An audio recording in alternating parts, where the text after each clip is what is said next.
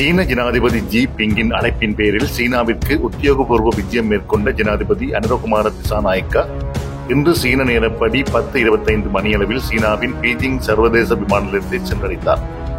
அங்கு சீனாவின் பிரதி வெளிவிவகார அமைச்சர் சென் சியாடன் வரவேற்றதோடு சீன ராணுவத்தின் முழு ராணுவ மரியாதையுடன் ஜனாதிபதி அவர்கள் வரவேற்கப்பட்டார்.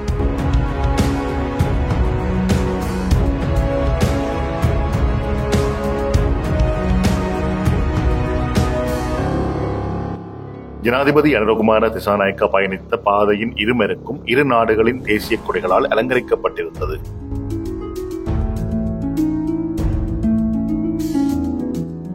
இந்த உத்தியோகபூர்வ விஜயத்தின் போது தொழில்நுட்பம் மற்றும் விவசாய மேம்பாடு, வறுமை ஒழிப்பு ஆகியவற்றை நோக்கமாக கொண்ட பல களப்பணிகளிலும் பல உயர்மட்ட வணிக கூட்டங்களிலும் ஜனாதிபதி அவர்கள் பங்கேற்க உள்ளார். முன்னதாக அவர் நாட்டிலிருந்து வெளியேறிய போது எடுக்கப்பட்ட காணொளியை நாங்கள் இப்போது பார்க்கலாம்.